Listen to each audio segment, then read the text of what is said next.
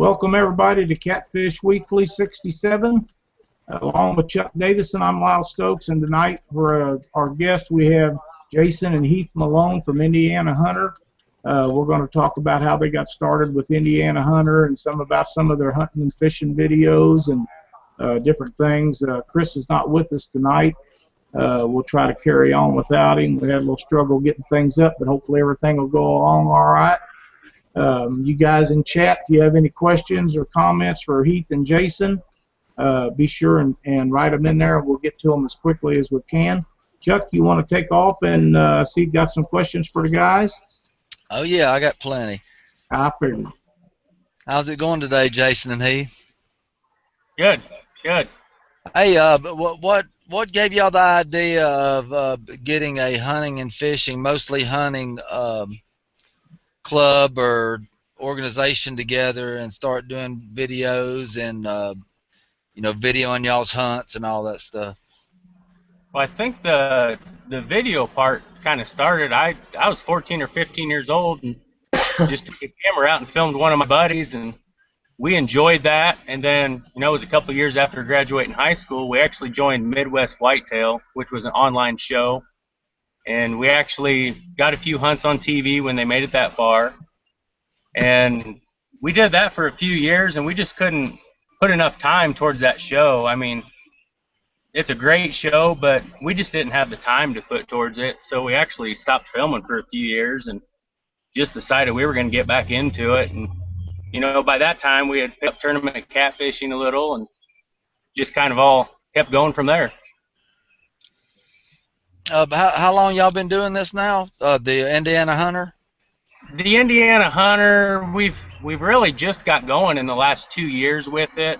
It started from our old hunts, and we just started the YouTube channel, I don't know, actually probably 5 or 6 years ago. And then we just really took off with it the last year and a half, 2 years maybe. Okay, what all does the Indiana Hunter involve besides, website? What all do y'all have going on? Well, we turn around and the website that's just how we get it to the masses. But what we do, as anybody who's watched the videos knows, we tournament fish, we hunt anything. We're out here in Indiana and we hunt absolutely anything that moves. We'll hunt birds, we'll hunt deer, we'll go bow fishing, we'll do it all. And playing with it on the internet and sharing it with people is just something we wanted to do. And it's kind of twofold. It's something that when it's on film, we could always look back and see what we've done, where we had fished. It kind of acts as a diary. And second off, there's a lot of people that can't get out there and do it that are local, and they turn around and they watch the show just to see what's happening in the area, stuff they can't do anymore. So it works out pretty well for everybody. Have y'all thought about getting together and trying to do any kind of anything with disabled people or children's groups and stuff like that? Well, that's twofold as well. Last year we turned around and we started hanging out a little bit with Joe Martino, and he has what's called the Moose Garden Kids Fishing Clinic. They take disabled children and underprivileged children out in a 6-week class and teach them how to fish. The last event of the show, or of the school, they have a fishing tournament. And it takes about 75 boat captains to get that done. So then I took off and went to be boat captains, and we had a little boy and a little girl on the boat. And they were a handful. It was a good time. We had one that liked to fish, and we had one that wanted to play monkey bars on the drift rack. But it was a lot of fun being involved with the kids. And then the fact that I have a daughter that's had a stroke, that's been a challenge in itself. We actually got her out turkey hunting last weekend with the help of Jeremy Brown from Brown's Hunting Service. He took a camera along. We didn't get on a bird, but we did see a couple. Native Crossbows built her a bow specifically for her. It's on a pivot. It's on a tripod, so she can support it one-handed. She shoots the daylights out of it. Anybody who ever watches it on Facebook, she's Robin Hooded arrows and shooting pretty good groups with it. So it's been pretty interesting. Lyle's actually hooked me up with a gentleman that's building her a fishing harness now. Well, So I'll tell you what, Chuck, if you keep them busy for a minute, I'm going to run out to the truck and get that and try to fix it to where everybody can see what we've got for that, because it's pretty cool. Okay, I got it. Are y'all planning on trying to later on get anything for television, the Sportsman's Channel, or any of those things, and you try to get a weekly episode going on? It's possible in the future we may, video for a couple more years, and then maybe we'll try to get, a couple seasons, something like that. But it's not something we're going to continuously try to do. I mean, YouTube channel is where we're at. We're always going to work 40 hours a week, 50 hours a week, We've got full-time jobs that are pretty demanding, so you never know what could happen, but that's not our goal at this point. I mean, we won't rule it out, but we're just having fun with what we do. I mean, we're not pros by any means. You can see that by our tournament videos. Yeah, most of them guys aren't that I've seen anyway. Come to find out, a lot of them guys film on them high fence hunts and all that stuff. You come to find out. Have you been able to be on any televised shows where somebody's invited y'all to be on one of the shows or anything? We haven't been invited to be on any shows now, but like I said before, we've had a couple hunts that were on the Sportsman's Channel for Midwest Whitetail. That's as far as we've done with that. Okay. How far y'all planning on going with fishing? Y'all just mostly do catfishing, or what other kind of fishing trips do y'all like going out and filming and stuff? we fish for everything. Scott Wiseman in the chat just turned around and said, ask them why they can't catch fish on the Ohio River. We can't. I mean, we catch you here and there, but we don't do well. But we're 5 and 6 out from the Ohio River, so we don't get down there fishing. But as Scott also knows, if you want to go crappie fishing, we'll whoop his butt. Well, at the Monsters, Ohio, y'all probably did better than about 90 other boats. So we got 40th. Yeah. We were So 40th. it was a very hard fishing, and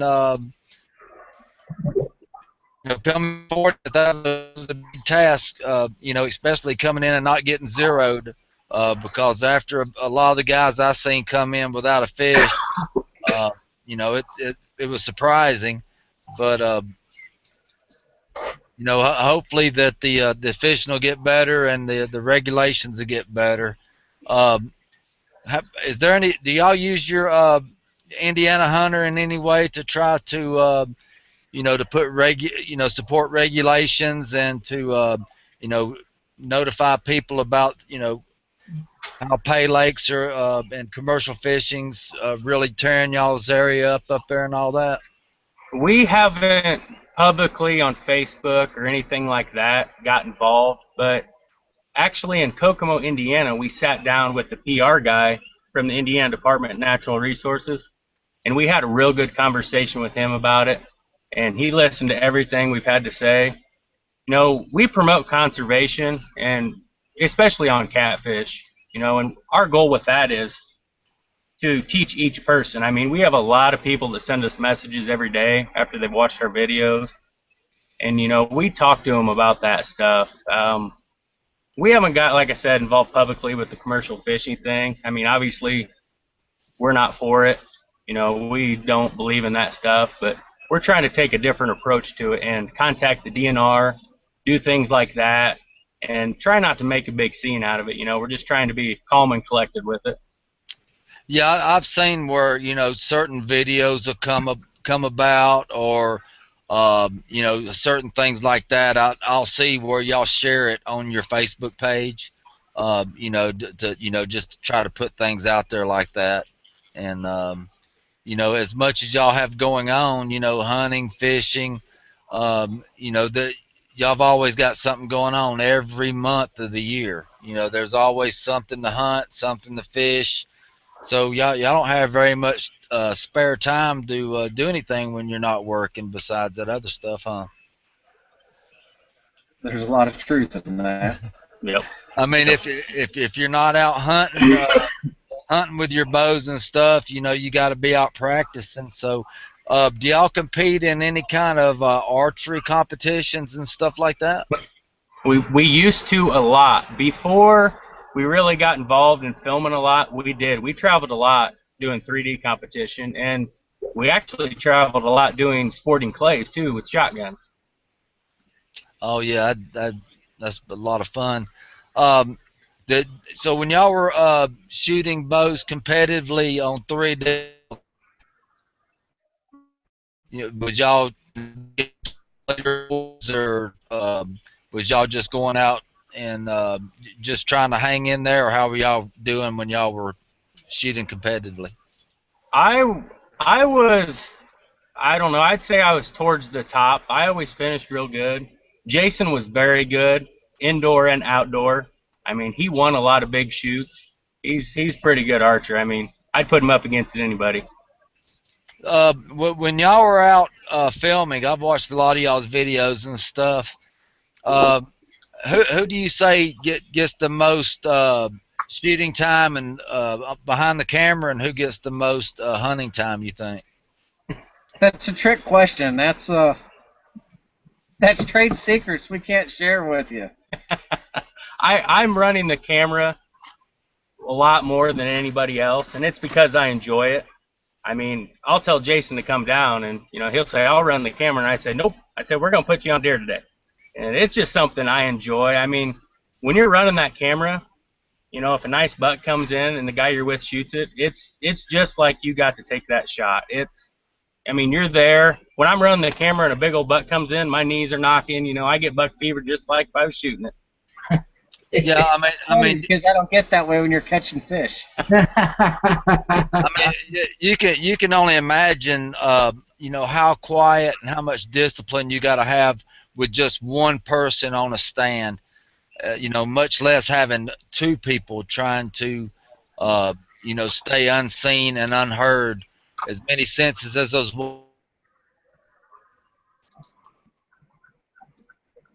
on, everything going on. So if you can get one up on you with two people, you know, that means a lot. It's definitely another challenge. I mean, we've been busted a lot. I mean, it's a whole other thing you got to work with two people, scent, movement, everything. Yeah, you got you know, cameras, tripods clanging. You know, I could only imagine, you know, all the stuff y'all go through up in them tree stands and stuff. No, it's definitely a team effort. You got something to show us? Lau, you got something to show us? I do have. Jason, if you can see this, Troy Hansen made one of these for Amy. Now, Amy is a little bitty old girl, and she has to fight them really hard when she gets on them big blues. And when I contacted him about this, he was really excited about trying to make one for Brooke. And this fits around her stomach. It's flexible to where it can bend. The butt of the rod fits in here. And like we was talking the other day, I believe a strap maybe around her shoulders or her neck or something, whatever is going to be comfortable for her. And then we'll put on the reel seat one of those clamps and nuts on the bottom of it to attach that to the way the rod will be up like this for her. You know, what do you think? Do you think something like that will work? It's a start. I mean, I do think it'll work, and I understand the concept that we talked about. And that's what it's going to take. You know, it's going to take something like that for her to be able to do it. Once we get this to you, and it will go, I wanted to save it for the show, and then I forgot to get it out of the truck. But as you can see, it's very flexible, so it can form to her body. And it was fitted to Troy's sister, which is virtually the same height and the same weight as Brooke is. So it should be really close. And then if we need to modify it to go to the rod or whatever else we need to do between what I do and what you guys do when you get it, hopefully we can make this thing work. And we may have to do something down the road, but this will get her to where she can fish. And Troy was so thrilled that he was able to help her out. He's just an outstanding guy, and and he thought it was really cool to try to help her out, as I think it is very nice of him to spend his time and effort to do this. And I will get this in a box and get it out to you. And if you guys don't have those clamps that goes around real seats, like we were talking about, I do have a couple of those, and I'll throw one of those in if you need it.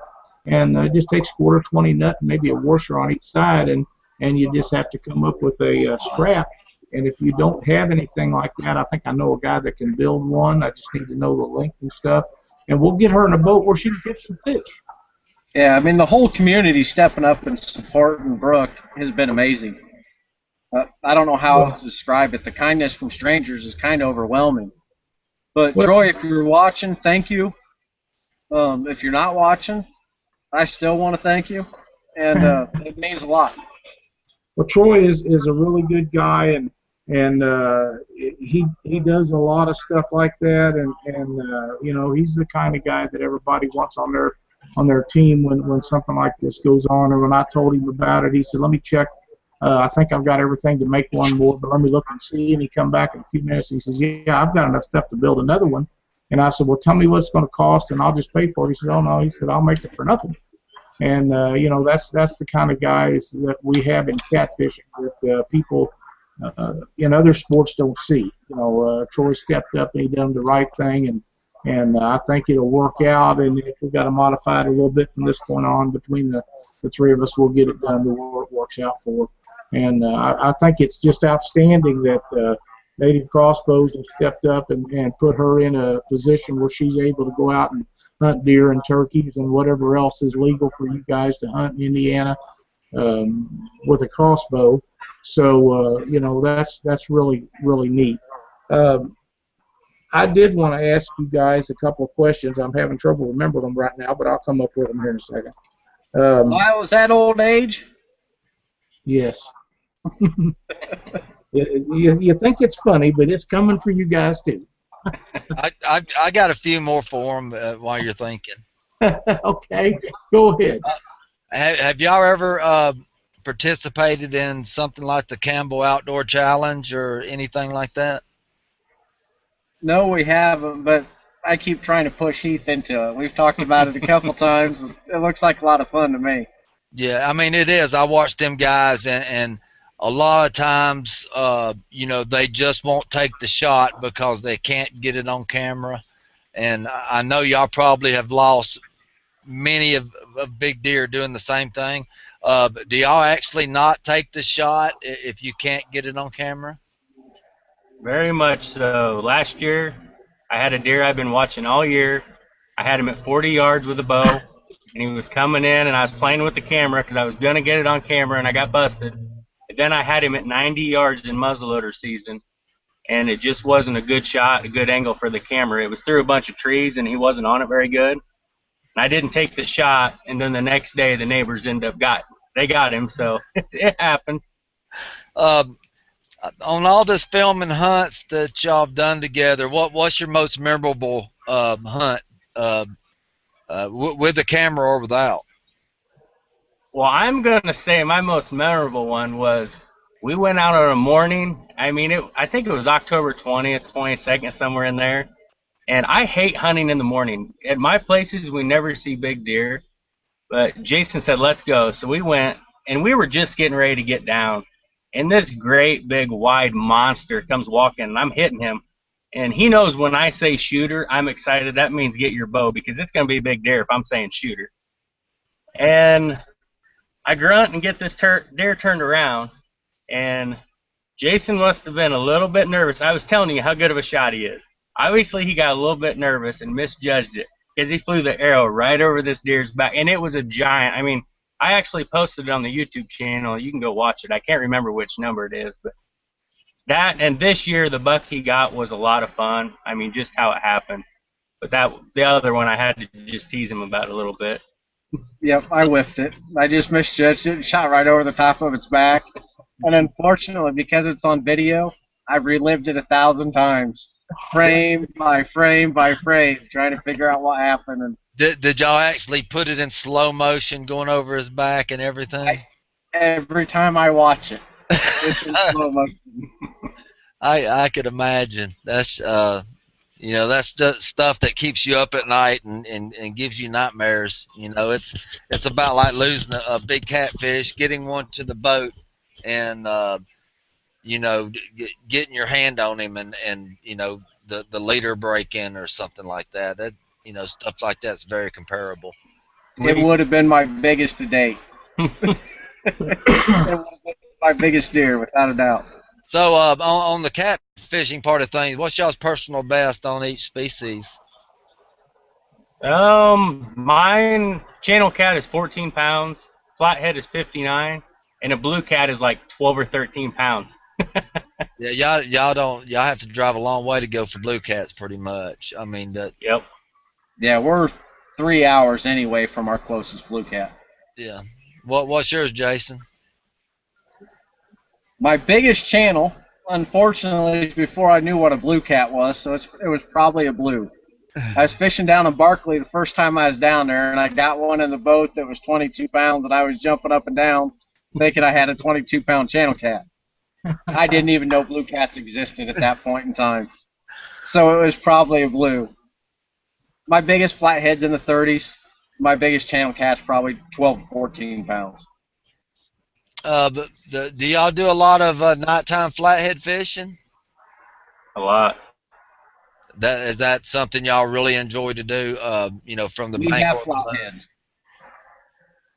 This weekend we're actually going to start getting after it. I mean, you know, the temperatures have jumped up this week, and we think the water is going to get up around 70. So, and we got a bunch of rain coming. We're hoping they fire up this weekend, and we're going to start videoing. I mean, you know how it is. If we say we're going to go shoot a video, you're going to see it. If we catch 2 fish, we're going to show it because we're just having fun. Oh yeah. All right, Lyle, you thought about what you was gonna ask them? Yeah, I got a couple things. I wrote them down this time.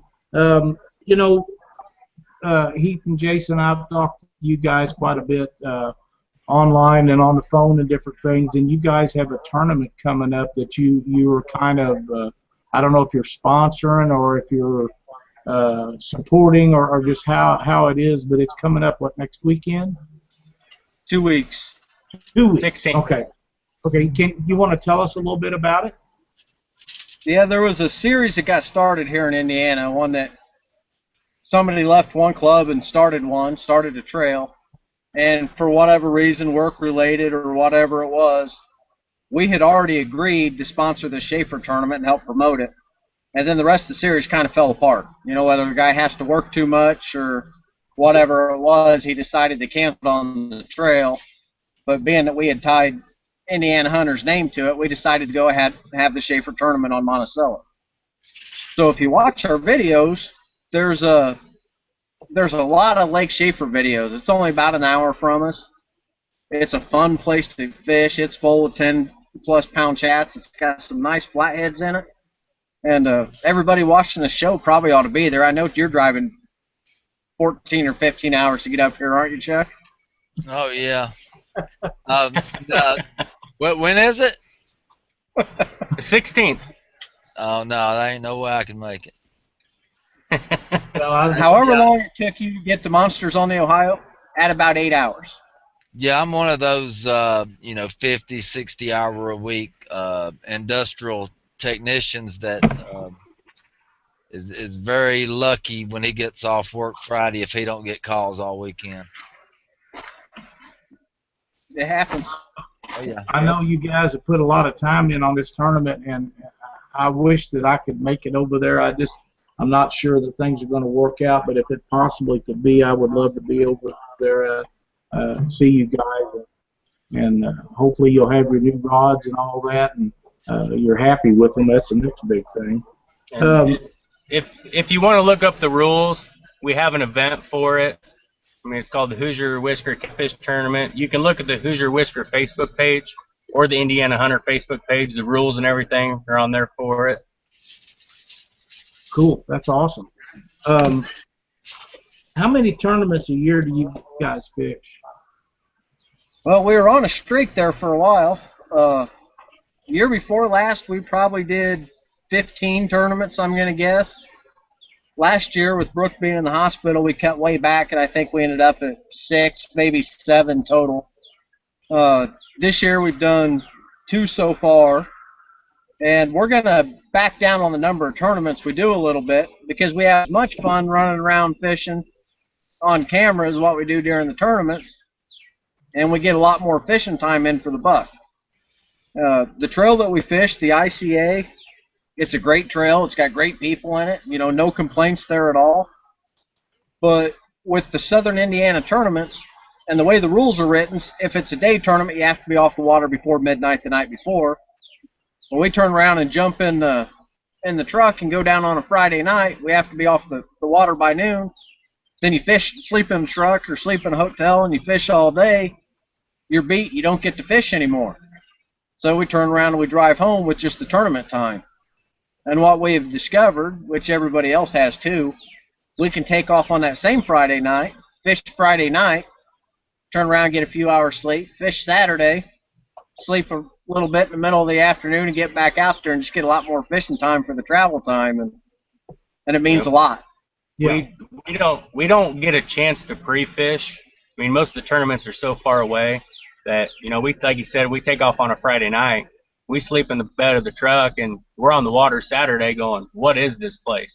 So it makes a challenge in that, too. I mean, we could take the time to go down and pre-fish the weekends before, but with a lot going on, and a lot's changed, you know, with Brooke's situation. So we're going to just change up how we do things. We've planned on getting to the Ohio River twice already this year, but everything was flooding and stuff like that, so the weather hasn't worked out. But I think this weekend's going to start the marathon for us. We're going to be fishing a lot. Well, good. I'm glad to hear that because I enjoy you guys' videos a lot. I watched, I don't know that I've seen them all, but I've watched a very high percentage of them, and I love the hunting stuff. But, you know, it's kind of funny when you watch Jason dance around on the front of a boat, or you guys, one of you getting the other's rods and stuff like that. It's extremely entertaining, and that's the kind of thing that keeps my interest in what you do. I enjoy seeing pictures of big fish. I enjoy seeing pictures of people catching big numbers of channel cat, as you guys do. But you guys are having a ball doing it. You make it entertaining for who's watching it, and that's what makes it good for me. And I'm sure that I'm not the only person that feels that. Well, for us, it's all about having fun. And if it gets to the point where we can't have fun, we won't do it. You know, when you see, actually it was Heath dancing on the front of the boat to your intro. Okay. He dances better than I do, so we had to film him. We just joke her off. I mean, we goof off the whole time we're out there, and we have a good time, and we yell at other people in other boats. And I mean, we've had bait slung at us, and we sling bait at other people, and it's all about having a good time. Something else we're gonna do more this year is we're gonna take other people fishing. Unfortunately, Josh Hollis, I see he's in the chat. We took him a couple weeks ago, and we didn't get on a lot of fish, but we put him on some nice channels. And I don't know, we ended up with 6 or 7. He could only fish with us for a couple hours. He had stuff to do with the family. But I lost the audio. I was trying a new microphone, and I put batteries in it and put it on wind cutter mode, and it destroyed the audio. So I felt terrible about that, but we've told Josh that we're going to take him back out. And we've got other people that have contacted us through Facebook and stuff like that. And we're going to try to take more people out fishing this year. There's a lot of people that get over there and they can only fish off the bank. And, you know, if they catch a 2 or 3 pound channel cat, you know, that's a huge fish to them. So we're going to take the opportunity to get a lot more people out on the water. When I went outside, did you guys, or have we talked about the deal where you took the kids out fishing yet? Have we talked about that? You guys, you did talk about. Okay. Okay. Yeah, I know that was an outstanding deal when you guys was telling me about that, and I couldn't remember if we talked about it or not. But back to your hunting videos. I know you do a lot of hunting videos, and am I correct that your water freezes up over there, and at that time the fishing is pretty much over in your area? Is that a correct statement? Well, last year we were on a lake that had 22 inches ice on it, and we were actually driving a 4-wheel drive truck around on the ice from fishing hole to fishing hole. So yeah, we freeze No. up pretty solid up here. I'm not doing none of that. I'm not doing. I ain't even gonna come over and go with you.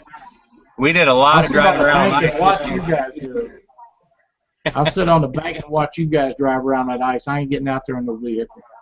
Well, the year before last, you know, we had almost 30 inches on some of the lakes up here, and the shad kill was huge.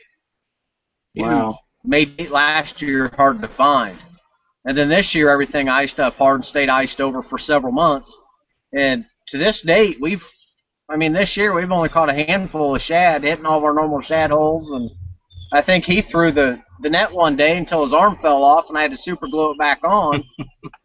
And we ended up with a couple chubs and a sucker maybe, but Last time we went out, we had to catch crappie for fresh bait because we could not find shad. I mean, to save our lives, we had to just go fish for other stuff. We couldn't find bluegill that day, but we found crappie, so that was our bait. Crappie's about the best bait you can get, isn't it? It was worked good. that day. I mean, we can't use it down here, but the states that allow it, I've heard that it's a really good cut bait and live. We can use any bait in Indiana. We could use any bait that's legally caught, of legal size, and within your bag limit. So, I mean, if you wanted to take a greenfish that was 16 or 17 inches long and hack him into bait in Indiana, you could do so. That's the way it So, should be. I mean, we could use bass. It should be. What's that, Chuck? I said it should be that way everywhere.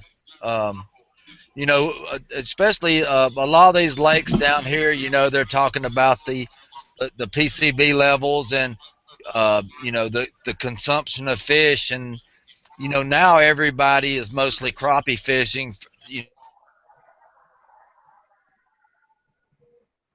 I think he locked up. Digging, trying to get that. You locked up, Chuck. You'll have to go through that again. Is that better? I don't know. Let's try it and see.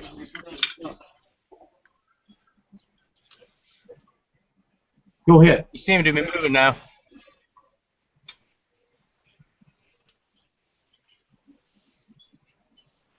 Is that better? Yep. That's better. Go ahead and go through what you went through so we can catch up on you. Yeah, you know, down here, you know, they're talking about the consumption of fish, the PCB levels. So a lot of people are going out and just trying to crappie fish for trophy crappie and doing catch and release. And now the lakes are really getting overpopulated with crappie. But if they catch you, even if you clean a mess of crappie and use the parts that were left over, you can get in bad trouble down here.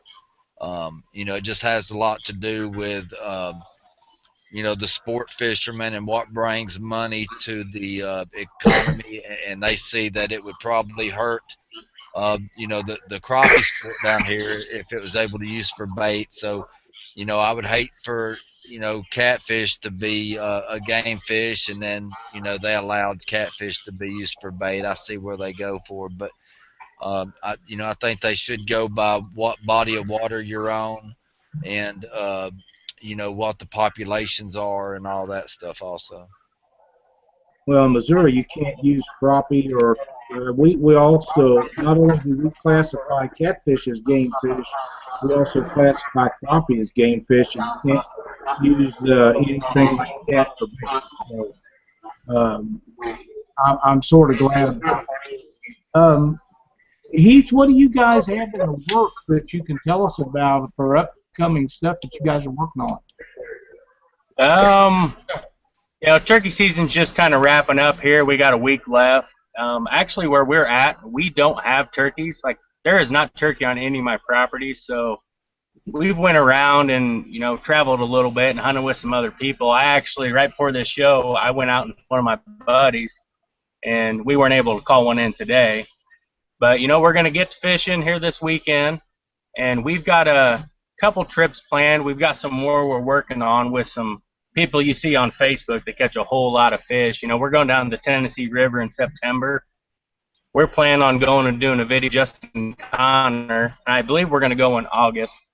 And we've contacted some other people about the next 2 months, and we just haven't got dates figured out with them. But, you know, it's not all set in stone. We're definitely going to get out those guys. We're going to fish a few tournaments. Monsters on the Ohio, you know, we'll probably definitely get down there for that one. That's just a great show. But we're kind of winging it for the next month or two. We don't have a lot set in stone yet, but there's going to be a lot of fun things coming. We are doing the kids fishing tournament again. Jason signed us up for that already. Good for you guys. I'm proud of you for that. You know, I'm pretty excited. You know, we put a lot of effort into getting the right kind of people and the right people to be affiliated with the Blackfish Rods, and we was very happy that you guys would consider us, you know, as we was with Chuck and Leanne and many, many others. But you guys do things for the right reasons, and you are upstanding guys, and that's the kind of people that all sponsor companies are looking for. So when we talked about that earlier in the year, I was excited that you would consider us to be part of your deal. And I think that along with your hunting stuff, the fishing things that you do offset the season to where you guys can do as much of it as you actually want to, or you don't have to do more than you want to. We do a lot of it. We do a lot of fishing. We do a lot of hunting. My favorite time to catfish, my favorite 2 times are early in the spring when there's nothing else going on. Heath and I had a couple days this summer where we would burn up 20 and 30 fish, you know, channel cats in a day, and just had a good time. But the downfall is my second favorite time to fish is right at the end of October. It's right in the middle of archery season. Last year it was a tough call some days. The weather would be nice, and we'd be out in the boat catfishing and having a blast, and turn around and leave the water at noon or 1 o'clock to run home and try to go get the tree. It definitely gets frustrating. I mean, last year sometimes we'd go sit in a tree in the morning, then go get on the lake, and then sometimes it's the other way around. You know, we'd go try to get on the lake, and we did one video last year where we got on the lake and we were like, we're going to fish for a couple hours, then we're going to go sit in a tree. Well, we started catching fish, so the deer hunting was over. We didn't want to leave the lake. But we're gonna try to get more video this year. Last year we did a lot of days where we'd just go fish and not take the cameras. You know, we try not to make a job of it, and we still do that. I mean, you know, we went, what was it, a week ago? We went out and we didn't take the cameras and didn't film.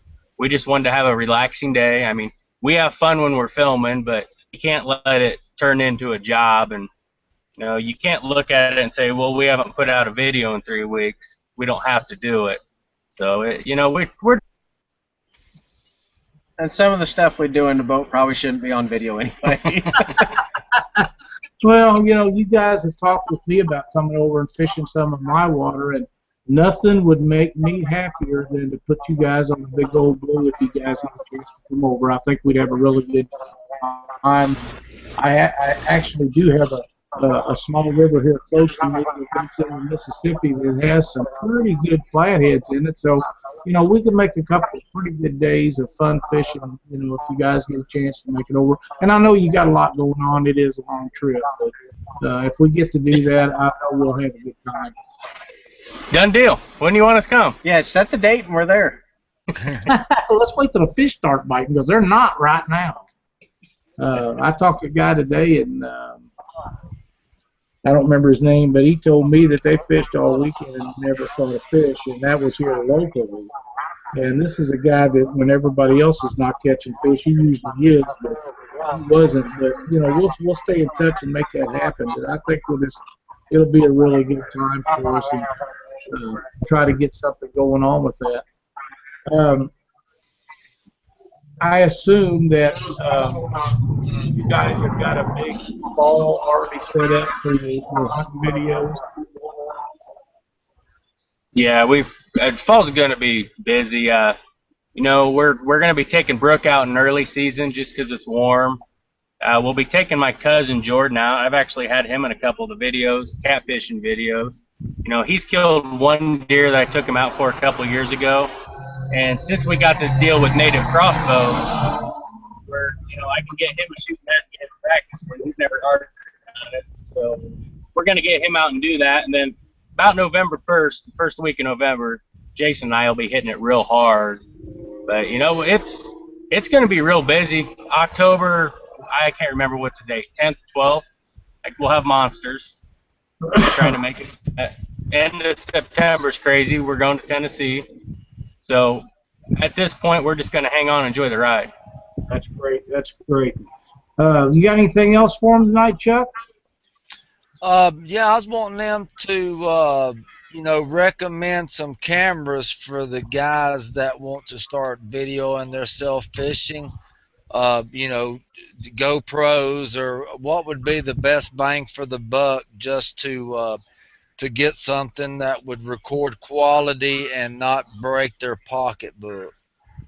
You can't go wrong with those GoPros.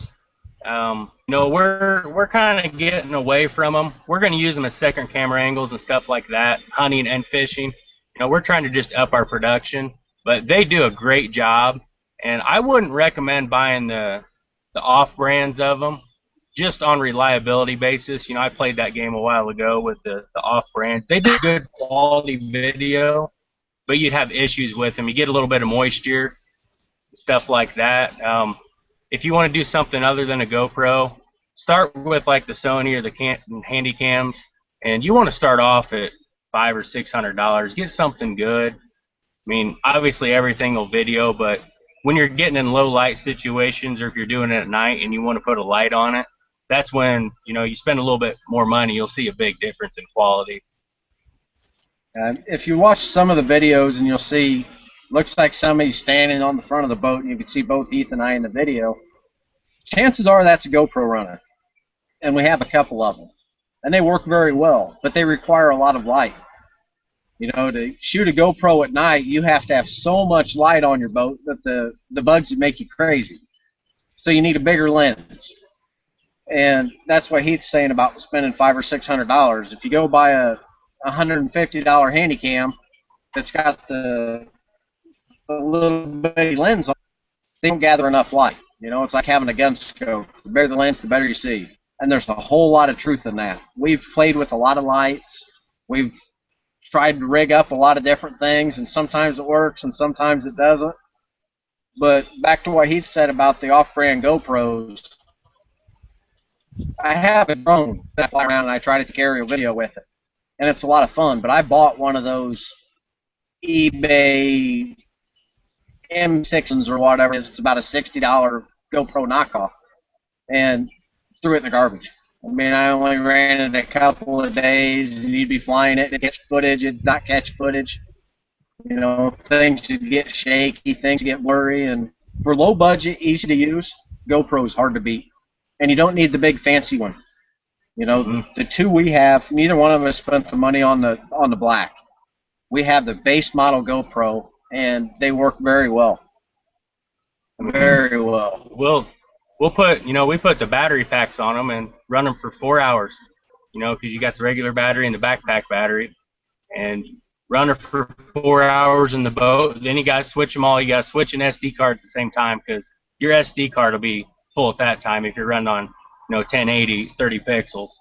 But they're flawless. I mean, they do real good, and we'll use them at a lot of different angles this year. We're kind of, you know, still experimenting. The filming fish and stuff, you know, last year was kind of just brand new to us. So there's some, I mean, if you watch some of the tournament videos at night, we struggled with it.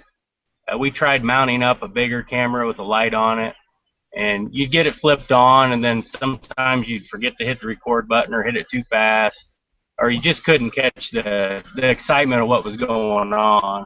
So everything we're filming this year, we're going after production. So I mean, that's just what we're going to keep doing. That's why our tournament videos might be limited this year. We kind of get too involved with that. When you guys are video for your shows, how much actual video time it take to make a decent YouTube video? Oh, it varies, you know. If you're talking actual video footage, it just depends on the night. Say fishing, you know, it's like I can't think of a video, but the spring catfishing one we did this year, I mean, we videoed for 6 or 7 hours. I think it was about 6 hours we were out there, and you know, there was a lot of video, and with that one, I cut it down to keep the action and not have a video that was an hour long. But you know, I believe, what did I tell you was on there was, I think there was an hour and 40 minutes of actual video we had filmed, and I cut that down to 32 minutes for that video. So Yeah. it varies a lot. Well, And sometimes, go ahead. you know, I go and I watch Heath edit, and you'll have a great takedown shot. You just watch the rod bury in. But sometimes in order to save, you know, time, you got to cut that stuff out. You know, we've tried to go into great detail about the rigs we were using and talking about the circle hooks and the slip sinkers and why we were doing this and why we were doing that. And unfortunately, those days we catch fish, and you end up cutting it out of the video just to save time. You know, to upload a 10-minute YouTube video with the connections we get out here in the sticks, it'd take 8 or 10 hours to upload that video. And then you have to sit there and consider the other person who's watching it and how long do they want to sit there. Do they have popcorn or do they not have popcorn? So if you get a lot of action, I mean, I think it was a 17 or 18-minute video Heath posted up, had pretty fish in it. But I can't lie to you, we have a tournament on there. We fished with the ICA last year at Petersburg. Set in a 12-hour tournament. One little dink channel cat. Well, that happens. That It happens. happens. We told everybody from the beginning we were going to show the real outdoors. If we caught fish, we were going to show it. If we didn't, we were going to show it. If we killed deer, we'd show it. Well, If you miss a big deer, he'll still show it. You know? So there's a lot of variance in what actually happens. The one thing we've never done is taken 2 or 3 days and strung them together. And if you sit around on Saturday mornings and you watch hunting and fishing stuff like we do, you'll see days where some of the big bass anglers may have on 2 or 3 shirts and have a half-hour show that's got 15 minutes of commercials in it. right. And then you realize that they had filmed for several days to have a video with 5 fish or 6 fish in it. That Well, we've never done. I've watched some of these guys that make YouTube videos too, and they'll show in different videos catching the same fish over and over and over and over. And a lot of guys don't catch on to that, but it happens a lot. I've seen YouTube videos where the same guy caught 3 or 4 fish out of 2 different boats. Yeah. So if you watch the background, you watch their hatch, you'll pick up on a lot of that. That's just something we don't do. Right, and I applaud you for that, because that's the way it should be done, the correct way, and that's why you get so many hits. And I know a lot of guys watch your videos, and I try to watch all the new ones when you put up. And like I say, I may have missed some, but I haven't missed too many. I watch most of them, and I enjoy them very much. What else you got for them, Chuck? That's all I got right there.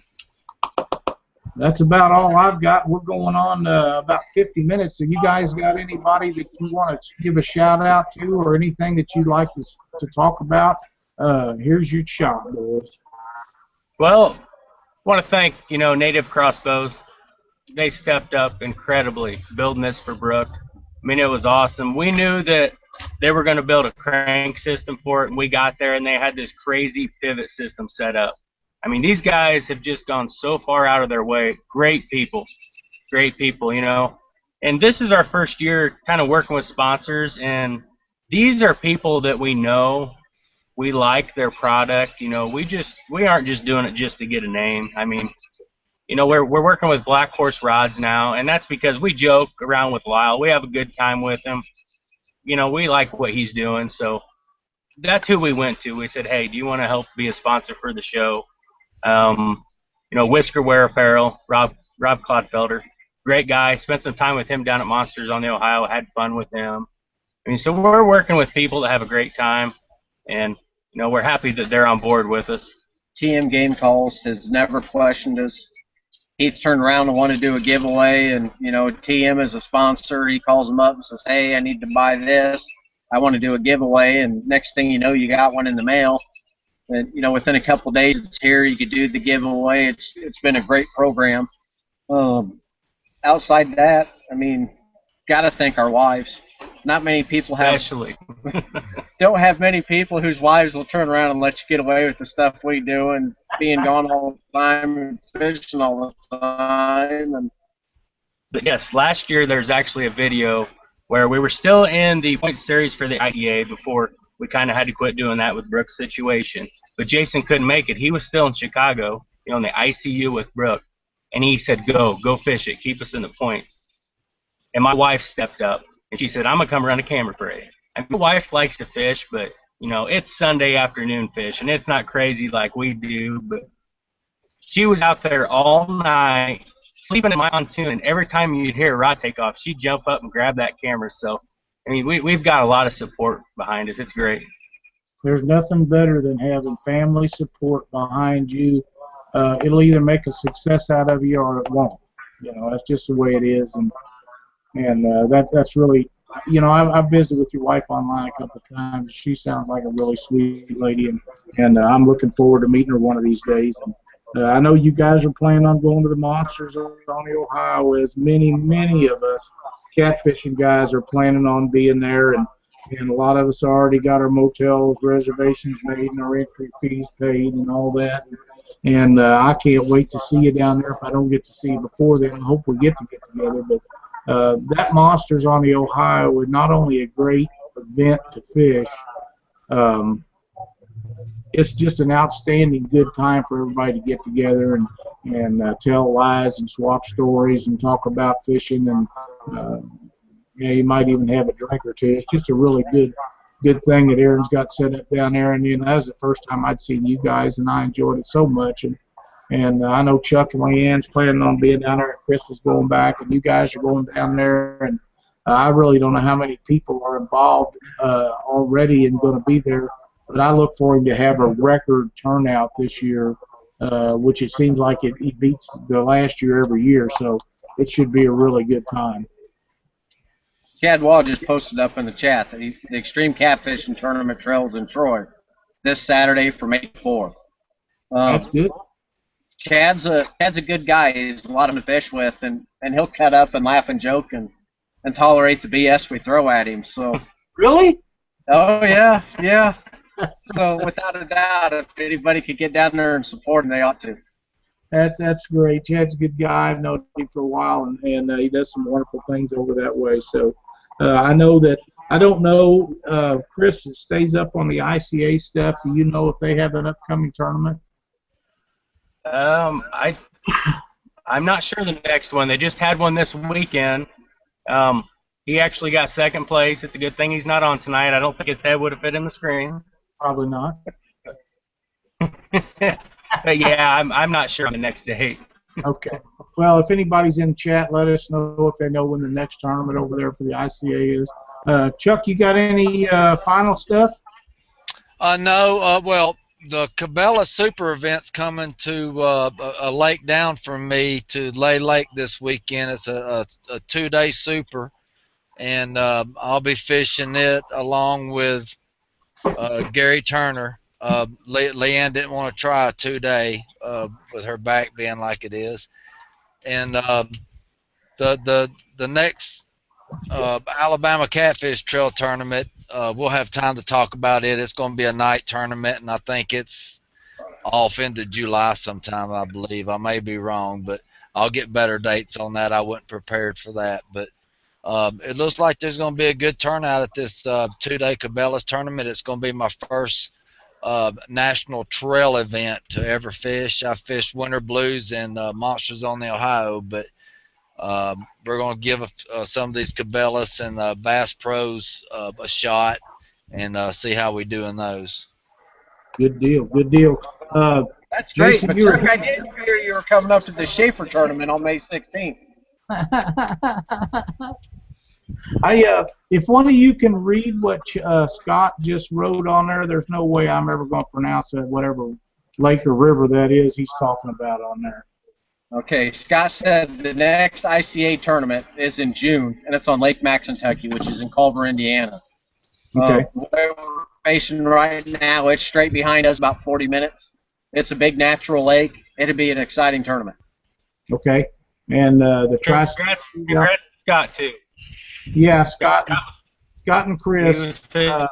I'm guessing that Scott probably pulled Chris through that tournament over the weekend, and they ended up with second place. Absolutely. Yeah, great job, you guys. That's outstanding. He also posted that their tri-state shootout at Tanner's Creek this weekend. Lots of clubs participating. Yeah, some of his stuff is bleeped out. He must have said some bad words. The only thing I've got, fellas, is May 23rd in Nauvoo, Illinois. We have a $1,000 added money tournament. It will be from the Keokuk Dam north on the Mississippi River and any tributaries into it. $100 entry fee. Channel cat only. Well, I mean, you might catch a flathead or a trip on one or something, but basically it'll be a channel cat tournament. Very few blues make it through that dam and go on up in there, but I mean, there's a possibility. But basically, it's going to be a channel cat tournament, and they have some really nice channel cat in that pool on the Mississippi. So come on up and fish with us. We'd love to have you. Want to thank Rob Clodfelder for being a sponsor on our show. He's one of the outstanding guys that's been with us here for a while, and he does a really good job. You guys get on there and knock out some Whisker Wear apparel. I know he would like to have the business. Monsters on the Ohio is coming up, boys. Get your entry fees in for that.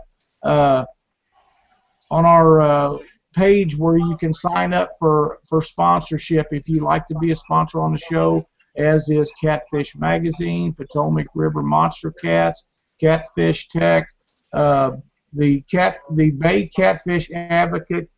Please click on that and let them know that you think that is a worthwhile event over there, because it is. Anytime that we can save some of the catfish, it's really good.